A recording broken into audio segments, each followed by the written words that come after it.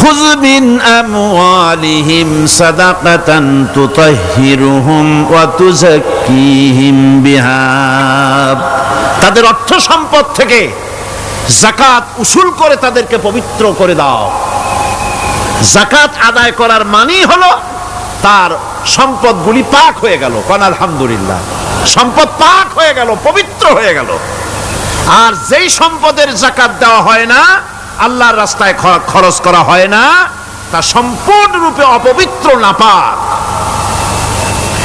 কি পরিমাণ সম্পদের নিসাবটা কেমন হবে? নিসাব হবে 52.5 তোলা রৌপ্য যদি আপনার কাছে থাকে, আপনি বাজার দর হিসাবে যাকাত দিবেন। স্বর্ণ 7.5 তোলা পর্যন্ত যদি হয়ে যায়, তাহলে অবশ্যই বাজার দর হিসাবে প্রতি বছর তার যাকাত দিবেন। ছাগল যদি 40টা থাকে, যাকাত দিবেন। গরু যদি 30টা থাকে, তাহলে যাকাত দিবেন। যাকাতের মাসলাটা খুবই কঠিন, যেখানে সেখানে গিয়ে জিজ্ঞেস করে এর জবাব পাওয়া সুকঠিন হয়ে যাবে। এই জন্য মাল পবিত্র করার জন্য, জাহান্নামের কঠিন শাস্তি থেকে বাঁচার জন্য আমি আপনাদেরকে উপদেশ দেব, সাজেশন করব, পরামর্শ দেব একটা বই পড়ার জন্য। বইটা লেখক হচ্ছেন আল্লামা ইউসুফ আল কারজাবী।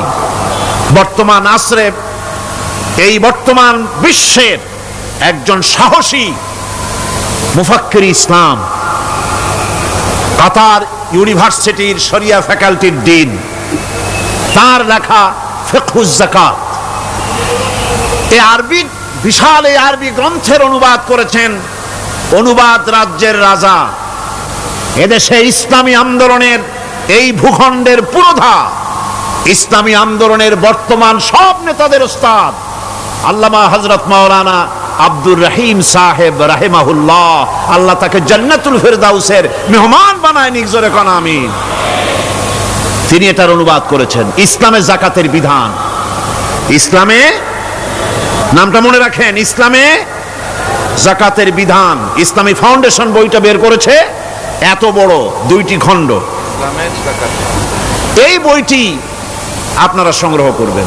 যাকাত কোথায় কোথায় ব্যয় করবেন, কারে কারে দিবেন? আল্লাহ রাব্বুল আলামিন বলেন, ইন্নামাস সাদাকাতু লিল ফুকারাই ওয়াল মাসাকিন ওয়াল আমিলিনা আলাইহা ওয়াল মুআল্লাফাতি কুলুবুহুম ওয়া ফির রিকাব والغارمين وفي سبيل الله وابن السبيل فريضة من الله والله عليم حكيم। সূরা তাওবার মধ্যে আল্লাহ পাক যাকাত কোথায় কোথায় দিবেন খাতগুলি আল্লাহ বলে দিচ্ছেন। কোন আলহামদুলিল্লাহ। যেখানে সেখানে যাকাত দেওয়া যাবে না। যাকাতের জন্য খাত হচ্ছে 8টা। যাকাতের জন্য খাত কয়টা? 8টা। 8টি খাতে আপনার যাকাতের টাকা আপনি ব্যবহার করবেন, ব্যয় করবেন। প্রথম দিবেন ফকিরদেরকে। প্রথম দিবেন কাদেরকে? ফকির। ফকির কারা? ফকির হচ্ছে নিজের জীবন জীবিকায় অন্যের মুখাপেক্ষী। তারপরে শিশু, এতিম, বিধবা, জীবন চালানো খুবই কষ্টকর, অভাবগ্রস্ত লোক, এরা হচ্ছে ফকির। আর মিসকিন হচ্ছে যারা নিজেদের প্রয়োজন উপযোগী অর্থ উপার্জন করার সামর্থ্য নাই, আর মানুষের কাছে আত্মমর্যাদার কারণে হাত পাততেও পারে না। এক কথায় এক গরিব ভদ্রলোক। আল্লাহ কোরআন শরীফ বলেছেন যে এদের চেহারা দেখে বুঝো জ্বর পেটে খাবার নাই, অথবা সে অসুবিধায় আছে। চেহারা দেখে বুঝে তাকে সাহায্য করো। সে এমন শরীফ মানুষ আছে না, আমাদের সমাজে লোক এরকম আছে না? আছে কি না? ঘরের মধ্যে 3 দিনও রান্না হয় নাই, কিন্তু দাড়ি টাড়ি সুন্দর করে আশ্রয়া, জামাটা পরিপাটি করে গায়ে দিয়ে বেরোচ্ছে, কারোর কাছে হাত পাতে না। তার সরাপাতে, তার ভদ্রতায় বাঁধে। ওনার সরাপতে বেঁধেছে, উনি চাবেন না কারো কাছে, কিন্তু উনাকে যিনি সৃষ্টি করেছেন সে আল্লাহ রাব্বুল আলামিন শোনায় দিচ্ছেন, বান্দারা আমার ওই গরিব ভদ্রলোককে খাবার দাও। ওরা হচ্ছে মিসকিন। এরপরে আমিলিন, 3 নম্বরে আমিলিন, অর্থাৎ যারা যাকাত সরকারিভাবে যাকাত যারা আদায় করে সেই আদায়কারীদেরকে এই যাকাতের টাকা দিয়ে তাদের সম্মানী দিতে বলা হয়েছে। ইসলামী গভর্নমেন্ট আসলে যাকাত তো আর আপনার খুশি মতো থাকবে না, যাকাত দিতে আপনি বাধ্য হবেন। যাকাত দিতে আপনি বাধ্য হবেন। যাকাত আদায় করবে গভর্নমেন্ট। কে আদায় করবে? গভর্নমেন্ট আদায় করবে, আর গভর্নমেন্ট ডিস্ট্রিবিউট করবে। ওয়াল মুআল্লাফাতিল কুলুব, মনতুষ্টির জন্য, যাদের মন জয় করতে হবে এই ধরনের লোকদেরকে। ওয়ার রিকাব, আর গলদেশের মুক্তিদানের জন্য। ওয়াল গারিমিন, আর ঋণগ্রস্ত ব্যক্তি, তাও আবার এমন পর্যায়ের যে ঋণ পরিশোধ করতে গেলে যদি তার এমন অবস্থা হয় যে তার কাছে যাকাত দেওয়ার মতো টাকা থাকে না, এরকমের অবস্থা যদি হয় তাহলে যাকাতের টাকা দিয়ে তার ঋণ পরিশোধ করে দেওয়া যেতে পারে। ফি সাবিলিল্লাহ। এরপরে হচ্ছে জিহাদের রাস্তায়। জিহাদের রাস্তা মানে জিহাদ যখন শুরু হবে সেই জিহাদের ময়দানে আপনি বন্দুক রাইফেল কিনে দেওয়ার সাহায্য করবেন সেটা নয়, কিন্তু শুধু এটাকে বোঝানো হয় নাই। ফি সাবিলিল্লাহ বলতে বোঝানো হয়েছে আল্লাহর রাস্তায় সংগ্রামরত সব ব্যাপারে আপনি সাহায্য করবেন, ইসলামী আন্দোলনের জন্য করবেন। যারা ইসলামের জন্য বইপত্র লেখে তাদের জন্য করবেন, যদি পয়সায় কুলাতে না পারে সেখানে সাহায্য করবেন। ইসলামী আন্দোলনকে বিজয় করার জন্য সাহায্য করবেন। এক কথায় আল্লাহর রাস্তা বলতে যা বুঝায় এগুলিকে দিবেন। ইবনে সাবিল, এরপরে পথিক মুসাফির।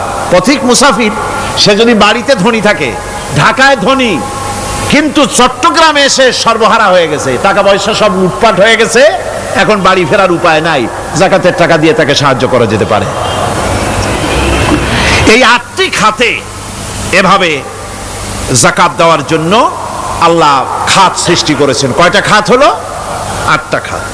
কোরআনে কারীমের 3টি আয়াতে যাকাতের কথা এভাবে বলা হয়েছে। ইয়া আইয়ুহাল্লাযীনা আমানু আনফিকু মিন তাইয়্যিবাতি মা কাসাবতুম ওয়া মিম্মা আখরাজনা লাকুম মিনাল আরদ। হে ইমানদার লোকেরা, তোমরা যেসব পবিত্র অর্থ সম্পদ উপার্জন করো সেগুলি, এবং আমি জমিন থেকে তোমাদের যে ফসল দান করি, ফসল উৎপাদন করে দেই, তার থেকে তোমরা আল্লাহর পথে খরচ করো। এগুলো 1 নম্বর আয়াত। 2 নম্বর, প্রথম আয়াত বলা হয়েছে সূরা বাকারায়, আর সূরা আনআমে বলা হচ্ছে কুলু মিন সামারিহি ইযা আসমারা ওয়া আতু হাক্কাহু ইয়াওমা হাসাদিহি। তার উৎপাদিত ফল ফসল তোমরা খাও, আর ফসলের একটি অংশ ফসল কাটার দিনেই আল্লাহর হকটা, আল্লাহর অধিকারটা আদায় করে দাও। যেদিন তোমরা ফসল কাটবে সেদিনই এই অধিকারটা আদায় করে দাও। এই যে একটা ফরজ, এই ফরজটা মুসলমানেরা বেমালুম ভুলে গিয়েছে। ফসলের যাকাত তারা দেয় না। ফসলের যাকাতকে বলা হয় ওশর। কি বলা হয়? ওশর। এই ওশর, এখন যদি আপনি গ্রামে গিয়া কোন শিক্ষিত লোককেও যদি জিজ্ঞেস করেন, ভাই ওশর কি চেনো? সে বলবে, ভাই ওশর এটা কি জাতীয় প্রাণী, সারপোকা না তেলাপোকা না আরশোলা, আমি তো এই নামটাম তেমন শুনি টুনি নাই, বুঝবি না ওশরটা কি জিনিস। অথচ নামাজ রোজার মতোই ফরজ ওশর আদায় করা। কবে আদায় করবেন? যেদিন আপনি ফসল কাটবেন সেই দিনই ওশর আদায় করে দিবেন। পরিমাণটা কি হবে? পরিমাণ হবে আকাশের বৃষ্টির পানি দিয়ে, আকাশের বৃষ্টির পানি দিয়া যদি ফসল হয় তাহলে দিবেন 10 ভাগের 1 ভাগ। 10 মণ যদি ধান হয়, গম হয়, ডাল হয়, 1 মণ আল্লাহর অধিকার আদায় করে দিবেন। অধিকারটা কার? আল্লাহ কি করবে দিয়া? আল্লাহর অধিকার মানে গরিবের অধিকার, গরিবের হক। এই অধিকারটা আদায় করে দাও। 10 মণ হলে কয় মণ? কি হলে? যদি আকাশের বৃষ্টির পানিতে হয়।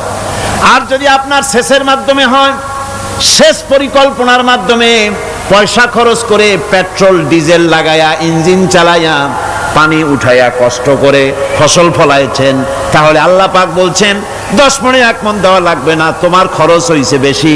বান্দারে, তোমার উপরে আল্লাহ পাক জুলুম করবেন না, এবার 20 মণ হলে তার থেকে 1 মণ দিও। সুবহানাল্লাহ। ওয়ামাল্লাহু বিযাল্লামিল লিল আবিদ। আল্লাহ রাব্বুল আলামিন তার বান্দার উপরে জুলুম করেন না। সুবহানাল্লাহ কোন। এইভাবে করে ওসরের যাকাতটা তোমরা ঠিকমতো আদায় করে দিও, ওসরটা দিও, ফসলের ওসর দিও আর টাকার যাকাত দিয়ে দিও। যারা এটা দিবে না তাদের সম্পর্কে আল্লাহ পাক সূরা তওবার ভিতরে বলেছেন, ওয়াল্লাযীনা ইয়াকনিজুনা আয-যাহাবা ওয়াল ফিদ্দাতা ওয়া লা ইউনফিকুনাহা ফি সাবিলিল্লাহি ফাবাশশিরহুম বিআযাবিন আলীম।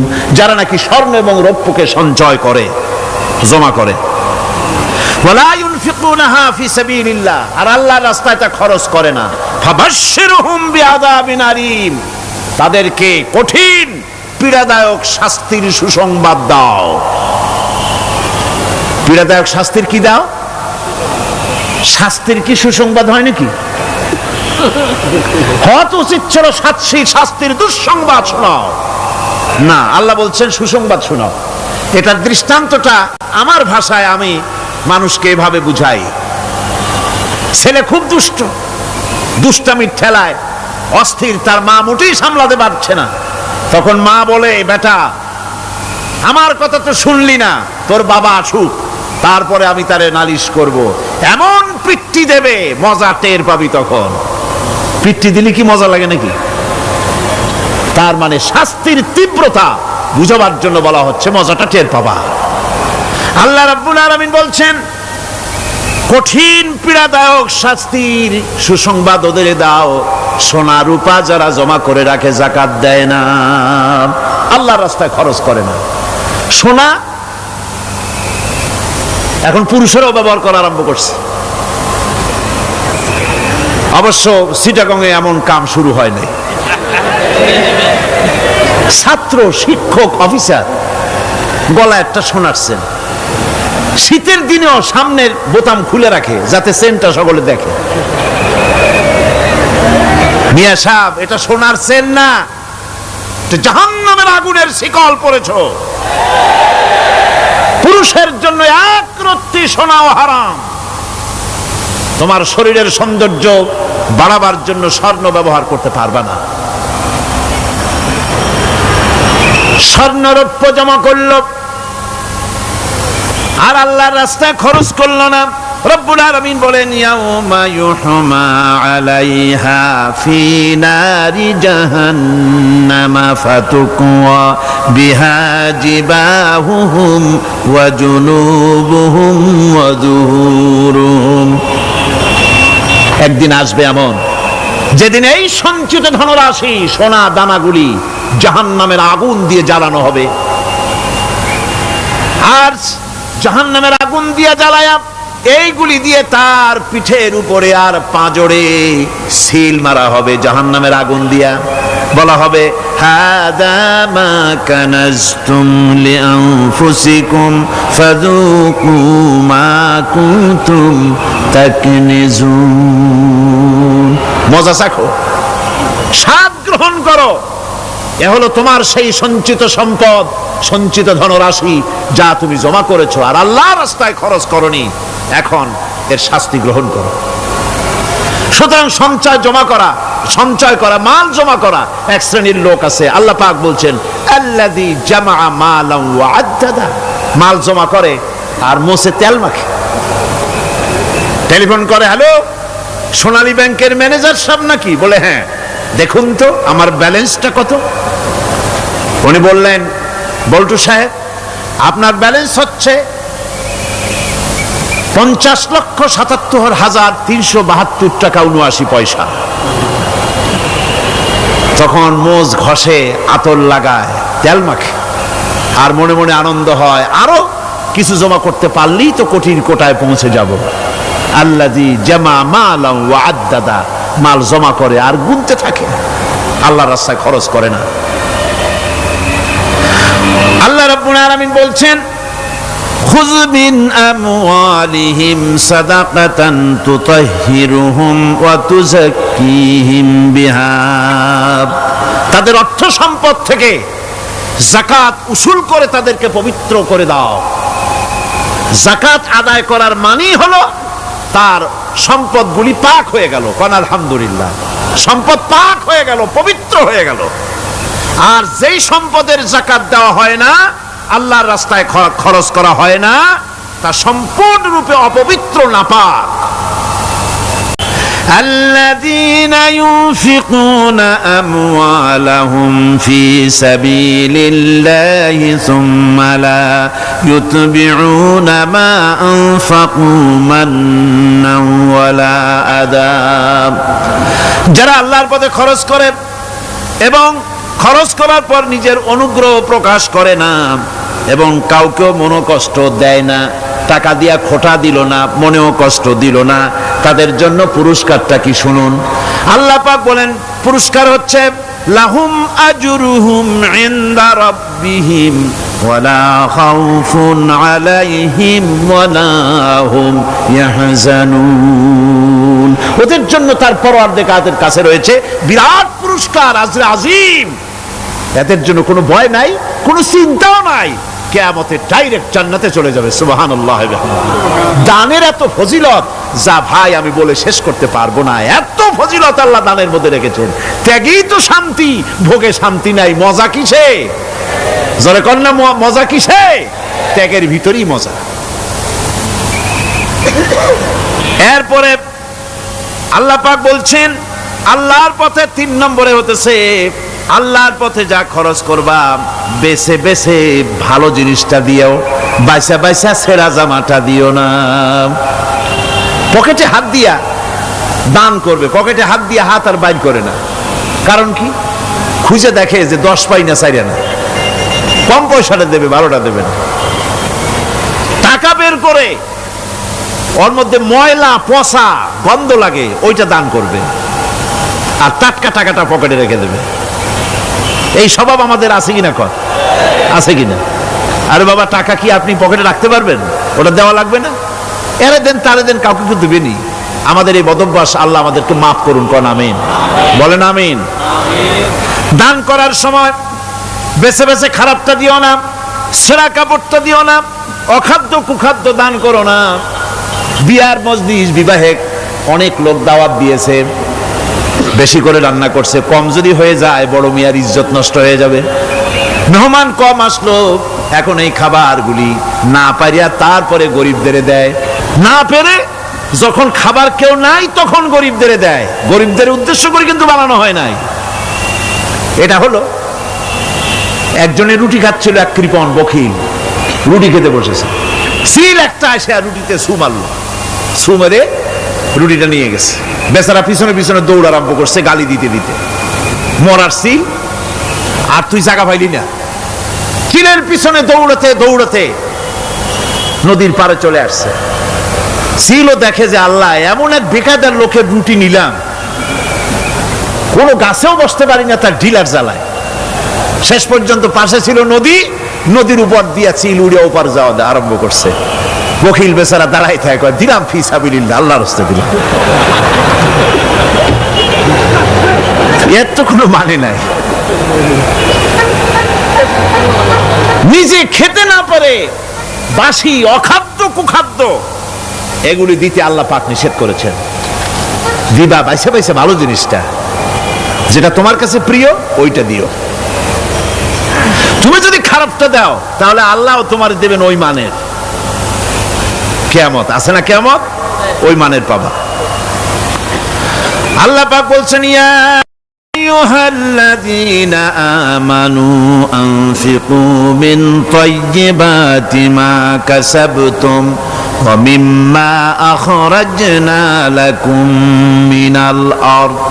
তোমরা যে উপার্জন করেছো, সেই উপার্জনে তোমাদের জন্য যা উপার্জন করেছো তাই, আর মাটি থেকে আমি যা তোমাদের জন্য দিয়েছি তার থেকে ভালো জিনিস, ভালো ভালো জিনিস আমার রাস্তায় খরচ করো।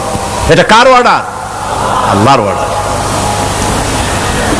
আর খরচ করার জন্য ওয়ালা তায়াম্মামুল খাবিসা মিনহু তুনফিকুন, খরচ করার জন্য বাইসা বাইসা খারাপ গুলি জিনিসগুলি খুঁজে বেড়ায়ও না, ভালো জিনিসগুলি আমার রাস্তায় খরচ করো। আর যতদূর সম্ভব গোপনে দিও, যতদূর সম্ভব দান গোপনে করি, মানুষকে শুনায়ও না অমুক জায়গায় দিলাম, বা মানুষের দেখায় দেখায় দিও না। কোন কোন শহর আছে কোরবানির সময় বিরাট গরু কেনা হয়, সেই গরুর গলায় মালা দিয়া তারপরে শহরে রাস্তায় রাস্তায় ঘুরানো হয়, অমুক মিয়া সাহেব এই গরুটা কোরবানি করবে। এরকম চিটাগংয়ে হয় না, অন্য অন্য জেলায় হয়। জি, এখানেই বেশি তাই? আশ্চর্য কথা। তাহলে তো উচিত, এরকম যদি উদ্দেশ্য হয় তাহলে বড় মিয়া গরুর সাথে একসাথেই হাঁটা উচিত, লোকেরা বুঝুক কোন বড় মিয়া আর কোন বড় গরু। আপনি এটা করলেন কি জন্যে? এই কাজটা তো নিন্দনীয় কাজ। আর প্রতিযোগিতামূলক কোরবানি করা, প্রতিযোগিতামূলক 35,000 টাকার গরু কোরবানি করা হলো, মানে নাই। মানুষকে শুনাইয়া, মানুষকে দেখাইয়া যদি করা হয় কোনো ফল পাওয়া যাবে না। আমার বন্ধুগণ, আল্লাহ রাব্বুল আলামিন বলছেন মানুষকে দেখাবার জন্য দান সদকা করো না। ইন তুবদুস সাদাকাতি ফানি'ম্মা হিয়া ওয়া ইন তুখফুহা ওয়া তু'তুহাল ফুকারা ফাহুয়া খায়রুল লাকুম ওয়া ইউকাফিরু আনকুম মিন সাইয়্যাতিকুম। প্রকাশ্যভাবে খরচ করলে তা ভালো, আল্লাহ পাক বলছেন প্রকাশ্যভাবে খরচ করলে তা ভালো, কিন্তু গোপনে দান করা সবথেকে উত্তম। তবে প্রকাশ্যে দান করতে গিয়ে যদি এটা এই জন্য হয় যে আমি দিলে পরে আরো একজন উৎসাহিত হয়ে দেবে, সমাজ কল্যাণ পরিষদের এত বড় বিশাল মাহফিল, 16 লক্ষ টাকা খরচ হবে, দিলাম আমি 1 লাখ টাকা, এটা শুনাইয়া বলার পর আমার কথা শুনিয়া আরো যাদের টাকা আছে তারা হয়তো 2 লাখ দেবে, এই চিন্তা করে যদি তারগিবের জন্য, উৎসাহ প্রদানের জন্য, ইন্সপিরেশনের জন্য যদি হয়, এই নিয়ত হলে ক্ষতি নেই। কিন্তু সর্বাবস্থায় দানটা গোপন হয় ভালো। আল্লাহ পাক বলেন গোপনে যদি তুমি দান করো তাহলে আমি রব্বুল আলামিন ওই গোপন দানের বিনিময় তোমার সমস্ত গোপনীয় গুনাহগুলি আমি রব্বুল আলামিন মাফ করে দেব, তোমার গোপন গুনাহগুলি মাফ করে দেব। 5 নম্বরে হচ্ছে নির্বোধ আর অজ্ঞ লোকদেরকে প্রয়োজনের অতিরিক্ত টাকা দিবা না। দেখেন ইসলামের কি সুন্দর বিধান। বোকা, নির্বোধ, অজ্ঞ আছে না সমাজে? তুমি মহব্বতে, আল্লাহর মহব্বতে ওর লাগে 500 টাকা দিয়ে দিলা 5,000 টাকা, এ তো সর্বনাশ করে ফেলাবে, সে তো খারাপ জায়গায় তা ব্যয় করবে। এই জন্য অজ্ঞ লোকদেরকে, নির্বোধ লোকদেরকে প্রয়োজনের অতিরিক্ত দিতে আল্লাহ নিষেধ করেছেন। তবে আল্লাহর ইচ্ছা হচ্ছে এই যে যত বড় পাপী হোক আর যত বড় খোদাদ্রোহী হোক না কেন, প্রত্যেকের খাওয়া, পড়া, শিক্ষা, চিকিৎসা গ্যারান্টি দিতে হবে। সুবহানাল্লাহ। কোন এর নাম তো আল্লাহ, এর নাম কি? আল্লাহ পাক, যার ভেতরে কোনো কার্পণ্যতা নাই। আল্লাহরে মানলেও আল্লাহ খাইতে দেন, না মানলেও দেন, সকলকেই দেন সমভাবে।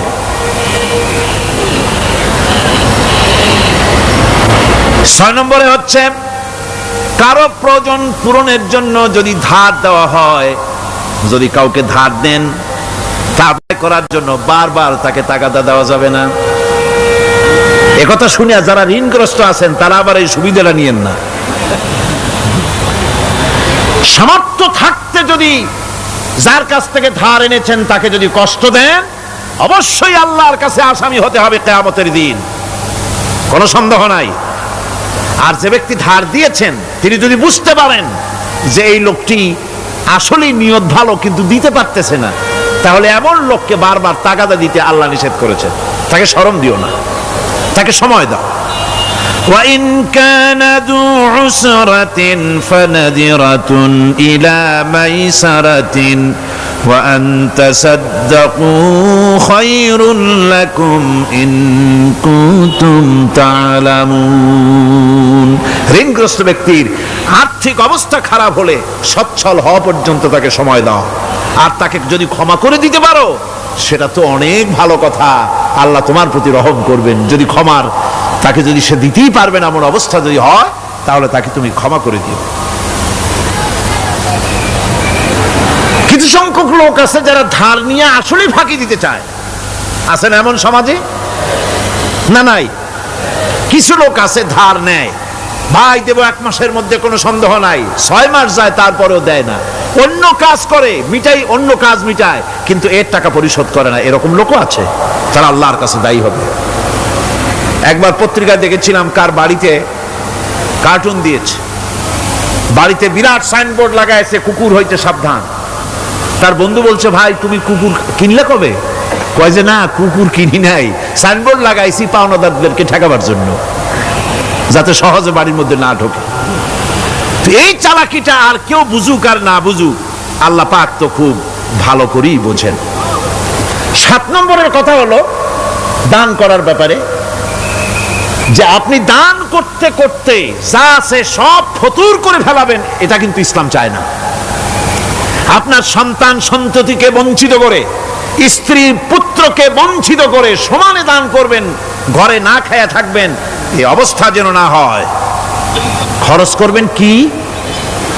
আল্লাহ পাক বলছেন, ওয়ায়াসআলুনাকা মাযা ইউনফিকুনা কুলিল আফওয়া।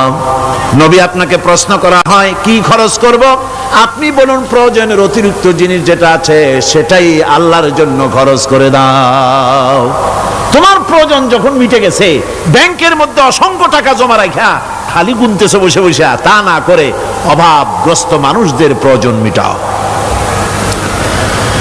খরচ করার ভিতরে আর খরচ না করার ভিতরে ভারসাম্য রক্ষা করতে হবে। ওয়ালা তাজআল ইয়াদাকা মাগলুলাতান ইলা উনুকিকা ওয়ালা তাবসুতহা কুল্লাল বাসত ফাতাকউদা মালুমান মাহসুরা। তোমাদের দানের হাত গুটায় একেবারে গলার সাথে বেঁধে রেখো না, আবার এমন বেশি ছেড়েও দিও না, কারণ এর ফলে তোমাকে অনুতপ্ত হওয়া লাগতে পারে, কার্পণ্যতাও না হয়, আর দ্বিতীয় জমের মতো দিয়ে সব ফতুরু না হয়ে যাও। দুটোর মধ্যে ব্যালেন্স হতে হবে। আর 8 নম্বরের কথা হচ্ছে এই যে এই দানের উপযুক্ত কারা। আপনি তো যাকাত দিবেন কাদের, সে কথা আল্লাহ বলে দিয়েছেন, আগে বলা হয়েছে না? কয়টা খাতে দিবেন? মাশাআল্লাহ, মনে আছে আপনাদের। আর এমনি সাধারণ দান সাদকা কাদেরকে দিবেন, উপযুক্ত পাত্র কারা, তার একটা লিস্ট আল্লাহ দিচ্ছেন। ওয়াবিল ওয়ালিদাইনি ইহসানা ওয়াবিযিল কুরবা ওয়াল ইয়াতামা ওয়াল মাসাকিন ওয়াল জারি যিল কুরবা। নিজের পিতামাতা, নিকট আত্মীয়, ইয়াতীম, মিসকিন এবং আত্মীয় প্রতিবেশী, তাদেরকে দিবে। আমি কিন্তু এখন যাকাতের কথা বলছি না, মা বাপকে যাকাত দেওয়া যাবে না। এটা হচ্ছে দান, সহযোগিতা করা, ইহসান করা।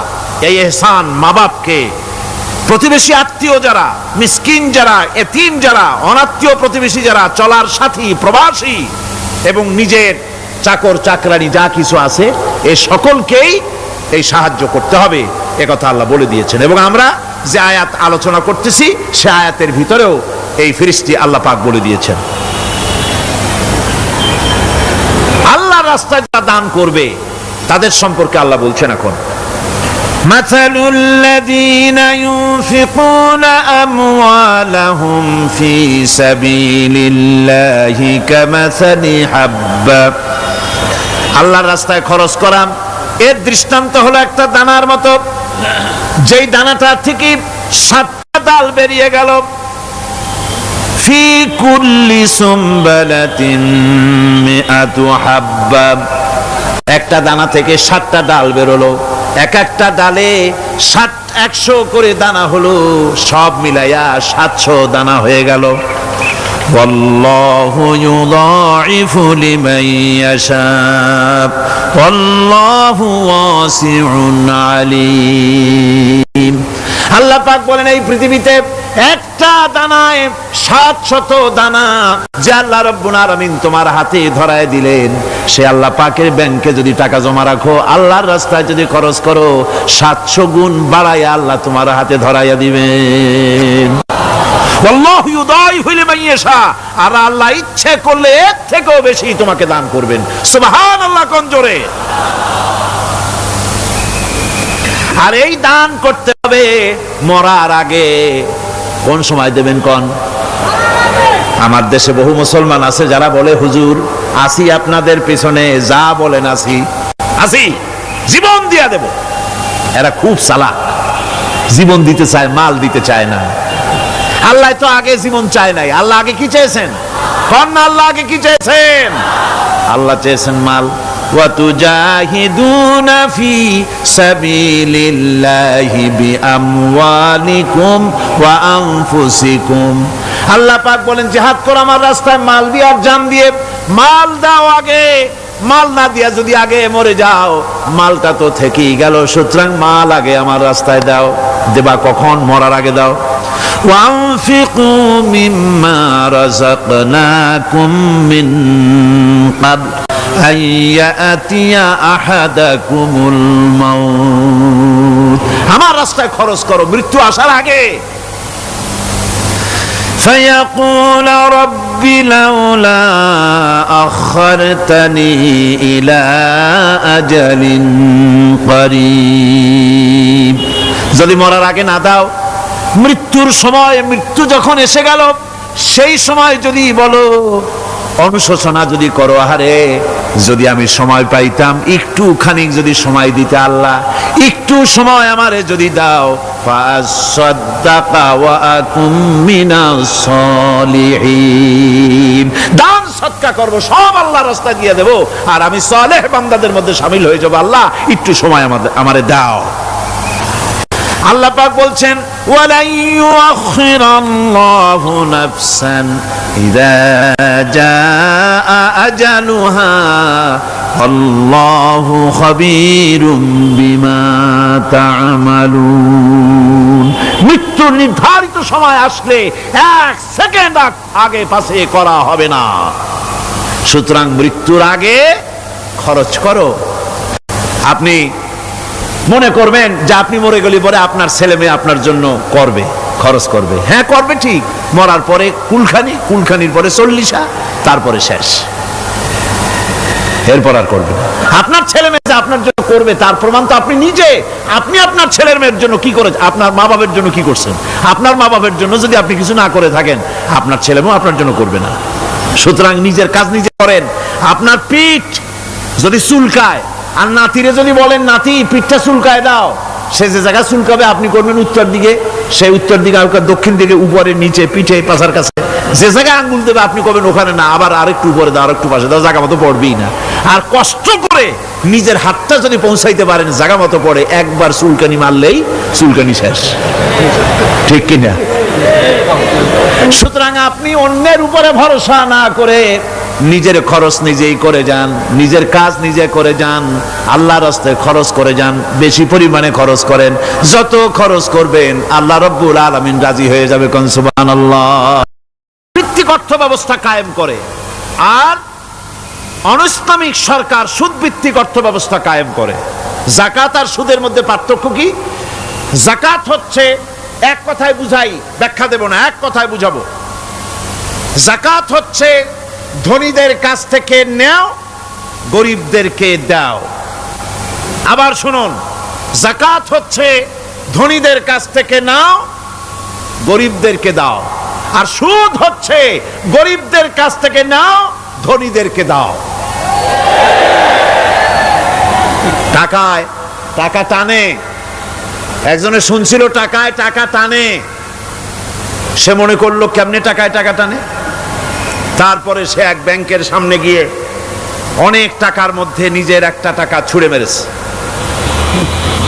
ঘন্টা 2 দাঁড়ায় আছে, দেখে যে তার টাকা আসে না। তখন ব্যাংকের দারোয়ান এসে পিছন থেকে গলাটা ঠেসে ধরছে, বেটা তুমি চোর নাকি না হাইজাকার না মাস্তান না সাদাবাজ? কয় যে না, আমি এর কোনোটাই না। তাহলে এই পজিশন নিয়ে দেখতেছো কি? কয় যে আমি শুনছিলাম টাকায় টাকা টানে, সেজন্য আমার পকেটে একটা টাকা ছিল, ওই যে কেশিয়ার টাকাগুলি গুনতেছে ওইখানে মারলাম, দেখিনি টাকা আমার টাকায় কিছু টাকা টাইনে আনে। এতক্ষণ দাঁড়ানো, আমার টাকা তো টানলই না, আমার যে একটা টাকা তাও আসে না। দারোয়ান বলছে, বেটা তুমি ঠিকই শুনেছো, টাকায় টাকা ঠিকই টানে, ওই অনেকগুলা টাকা তোমার একটা টাকারে এমন ভাবে টাইনিয়া ধরছে, বাইরে আবার উপায় নাই। সুদভিত্তিক অর্থ ব্যবস্থায় গরিবরা এভাবে শোষিত হয়। শোষিত হয় কারা? গরিবরা। সিনেমা কারা বানায়? ধনীরা। শোষিত হয় কারা? গরিবরা। লক্ষ্য করেন, তাকান, আল্লাহর কথা কত বাস্তব। ধনীরা সিনেমা বানায়, শোষিত হচ্ছে গরিবেরা। রিক্সা চালায়, ঠেলা গাড়ি চালায়, মাথার ঘাম পায়ে ফেলেছে, পরিশ্রান্ত হয়েছে, বিকাল বেলায় সেই টাকা নিয়ে যাচ্ছে বাজার করতে। সিনেমা হলের সামনে যায় দেখে সর্বনাশ, যুবক একটা যুবতীর জড়ায় ধরছে দুই হাত দিয়া, নিচে লেখা কি যে প্রেম আর কত যে জ্বালা। বেচারা গরিব মানুষ মাথা গরম হয়ে গেছে এটা দেখিয়া, যে বাইরে যদি এত জ্বালা, ভিতরে না জানি কত মজা। যে টাকা দিয়ে চাউল কিনতো সেই টাকা দিয়া টিকিট কিনে সিনেমায় ঢুকলো। এর মাথা ঘামানো পয়সাগুলি পাইলো কে? বড় লোকই পেল। বড় লোকেরা ব্যাংকে টাকা রাখে, গরিব মানুষেরা ব্যাংক থেকে টাকা লোন নেয়। কৃষি লোন নিল, গরু কিনলো, বীজ কিনলো, সার কিনলো। আকাশ থেকে বৃষ্টি হলো না, অনাবৃষ্টি অতিবৃষ্টি খরার কারণে ফসল হলো না। ব্যাংক কি তার লোন মাফ করবে? তার সুদ মাফ করবে? শেষ পর্যন্ত গরুটা বেচা, মায়ের হাতের বউ হাতের শেষ চুড়ি গাছা বিক্রি করে লোন পরিশোধ করলো। বড় লোকের টাকা ওখানে ছিল, ওই টাকায় আরো টাকা গিয়ে জমলো, আর গরিব ফতুর হয়ে গেল। এই জন্য আল্লাহ পাক বলেছেন সুদ হচ্ছে ওয়াহাল্লাল্লাহুল বায়া ওয়া হাররামা রিবা। আল্লাহ পাক ব্যবসাকে করেছে হালাল, সুদকে করেছেন হারাম। এই সুদের মধ্যে 70টি গুনাহ, তার ছোট্ট গুনাহ হলো নিজের মায়ের সাথে জিনা করা। জোরে কোন নাউজুবিল্লাহ। মায়ের সাথে জিনা করার চাইতেও নিকৃষ্ট, এটা হলো ছোট গুনাহ। টের পাইছেন? এটাই হলো ছোট গুনাহ। তাহলে বড় গুনাহ কি? বড় গুনাহ হচ্ছে আল্লাহ আর তার রাসূলের সাথে যুদ্ধ করা। নাউজুবিল্লাহ পড়ে। সুতরাং এই সুদভিত্তিক অর্থ ব্যবস্থার, এই সুদভিত্তিক অর্থ ব্যবস্থাকে নির্মূল করে দিয়ে ইসলাম যাকাত ভিত্তিক অর্থ ব্যবস্থা কায়েম করেছিল, যার ফলে মানুষ খেয়ে পরে সুখে শান্তিতে বসবাস করেছে। চুরি নাই, ডাকাতি নাই, জেনা নাই, ব্যভিচার নাই, হত্যা নাই, ধর্ষণ নাই।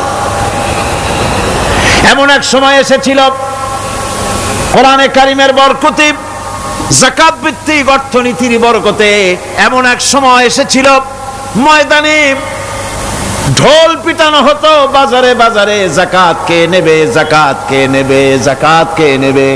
একজন মানুষও খুঁজে পাওয়া যায় নাই যে বলবে যাকাত আমার দরকার। গল্প করলাম? এটা কি গল্প? এটা বাস্তব। হযরতে ওমর বিন আব্দুল আজিজ রাহমাতুল্লাহ আলাইহির জামানায় সদকার টাকা নিয়ে 3টি দিন একজন ঘুরেছেন গ্রামে গ্রামে, ময়দানে ময়দানে। একটা গরিব খুঁজতেছেন সদকার টাকা দেবে, গরিব খুঁজে পাওয়া যায় না। ক্লান্ত শ্রান্ত হয়ে মরুদ্যানের ভিতরে আরাম করতেছেন, এমন সেখানে আরেকটা লোক আসছে, ধুলা মলিন বড় একটা বস্কা তার সাথে। এই লোকটি তার কাছে গিয়ে বলছে, ভাই আল্লাহ আপনারে আমারে মিলাই দিছে, 3 দিন পর্যন্ত ঘুরেছি কিছু সদকার টাকা নিয়ে, এত বড় দেশের এত জায়গা ঘুরলাম, একটা গরিব পাই নাই যে তারে দেব, আল্লাহ আপনারে মিলাই দিছে, নেন এই টাকাগুলা। কয় যে তোমার মাথা খারাপ না স্কুল উঠিলা? তুমি কি মনে করছো আমার এই বস্কার মধ্যে ছেঁড়া খাতা? তোমার টুপলায় যে টাকা আছে আমার বস্তায় তার থেকে অনেক বেশি টাকা আছে। তুমি ঘুরতেছো 3 দিন, আমি ঘুরতেছি সপ্তাহকাল, একটা ভিক্ষুক পাই নাই। এটা কিসের বরকতে? ইসলামী অর্থনীতির বরকতে। যেরকম কিসের বরকতে? কপাল পোড়া জাতি, কপাল পোড়া জাতি সেই বরকতপূর্ণ সমাজ ব্যবস্থার দিকে না গিয়ে কোন নেতা কোন নেত্রী কি কইল সেদিকে দৌড়ায়, সেদিকেই দৌড়ায় পাগলের মতো। হেমিলেনের বংশীবাদক বাঁশি বাজায় চললো, আর ইঁদুর বাঁদর সব পিছনে ছুটলো। এর কোনো মানে হয় না। যাকাত হচ্ছে পবিত্র করে দেওয়া। নামাজের পর ইসলামের সবচাইতে গুরুত্বপূর্ণ ব্যাপার হলো নামাজ। নামাজের পরই গুরুত্বপূর্ণ ব্যাপার হচ্ছে যাকাত। আর ইবাদতের বেলায় সাধারণত নামাজের পরে আমরা রোজা বলি, নামাজ রোজা, কিন্তু আসল কথা হচ্ছে নামাজের পরই যাকাত। কোরআনে কারিমে এভাবেই বলা হয়েছে। নামাজ এবং যাকাত এই দুটি জিনিস হচ্ছে ইসলামের প্রধান স্তম্ভ। ইসলামী রাষ্ট্র যদি হয়, যদি দেশটা ইসলামী রাষ্ট্র হয়ে যায়, তাহলে মুমিনেরা যদি ক্ষমতায় আসে তাহলে কি কাজ করবে? আল্লাহ রাব্বুল আলামিন কোরআনে কারীমের মধ্যে বলেছেন, আল্লাযীনা ইম্মাক্কান্নাহুম ফিল আরদি আকামুস সালাত ওয়া আতাউজ যাকাত। আমার মুমিন বান্দারা যদি ক্ষমতায় আসে, মুমিনরা যদি ক্ষমতা পায়, তাহলে চারখানা কাজ করবে। কয়খান কাজ? জোরে চিল্লায় কোন কয়খান? প্রথম কাজ, ক্ষমতায় এসেই নামাজ প্রতিষ্ঠা করবে। প্রথম কাজ কি? নামাজ প্রতিষ্ঠা করবে। সে নামাজের কথা বলবো কালকে। 2 নম্বরের কাজ হলো যাকাত আদায় করবে। 2 নম্বরের কাজ কি? যাকাত আদায় করবে। যাকাত বোর্ড গঠন করবে না, যাকাত আদায় করবে। যে সরকার নামাজ প্রতিষ্ঠা করে না, সে সরকারের যাকাত বোর্ড করে যাকাত আদায় করার অধিকার থাকার কথা নয়। সুবিধাবাদ জিন্দাবাদ দিলে তো চলবে না। যাকাতের টাকা নিয়ে করেন কল্যাণমূলক কাজ, কিন্তু আল্লাহর হুকুম তো সেরকম না। আল্লাহর প্রথম হুকুম হলো নামাজ প্রতিষ্ঠা করতে হবে, তারপরে যাকাত আদায় করতে হবে। কোরআন শরীফ খোলার সাথে সাথে যে জিনিসটা নজরে পড়ে সেটা কি? কোরআনে কারীম খোলার সঙ্গে সঙ্গে যে জিনিসটি নজর পড়ে তা হলো আলিফ লাম মিম যালিকাল কিতাবু লা রাইবা ফীহি হুদাল লিল মুত্তাকিন আল্লাযীনা ইউমিনুনা বিল গায়বি ওয়া ইউকিমুনাস সালাতা ওয়া মিম্মা রাযাকনাহুম ইউনফিকুন। এই কিতাবের মধ্যে কোনো সন্দেহ নাই, মুত্তাকিনদের জন্য কিতাব হেদায়েত, হেদায়েতের জন্য এসেছে। আর মুত্তাকি হচ্ছে তারা যারা নাকি গায়েবের প্রতি ঈমান আনে, অদৃশ্যকে বিশ্বাস করে, নামাজকে প্রতিষ্ঠা করে, আর আমি যে রিজিক দিয়েছি তার দ্বারা আমার রাস্তায় খরচ করে। ইসলাম নামাজের পরই যাকাতের জায়গাটা দিয়েছে। যেখানেই আছে আকিমুস সালাত, সেখানেই আছে ওয়াতুজ যাকাত। দেখছেন কি ধরনের একটা মিল? যেখানেই নামাজ প্রতিষ্ঠা করো সেখানে যাকাত আদায় করো। তার মানে হলো নামাজ সঠিকভাবে প্রতিষ্ঠা হতেই পারে না যাকাত ভিত্তিক অর্থ ব্যবস্থা পরিচালিত হওয়া ছাড়া।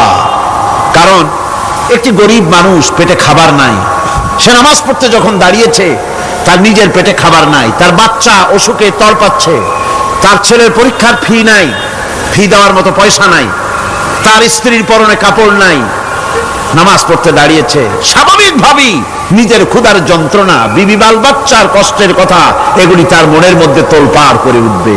এ কথা আল্লাহর চাইতে আর কে ভালো বুঝবে?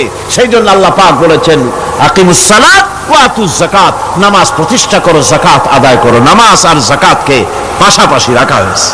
আর এই নামাজ আর যাকাত দুনিয়ার সমস্ত নবীদের উপর আল্লাহ ফরজ করেছিলেন। কোন সুবহানাল্লাহ।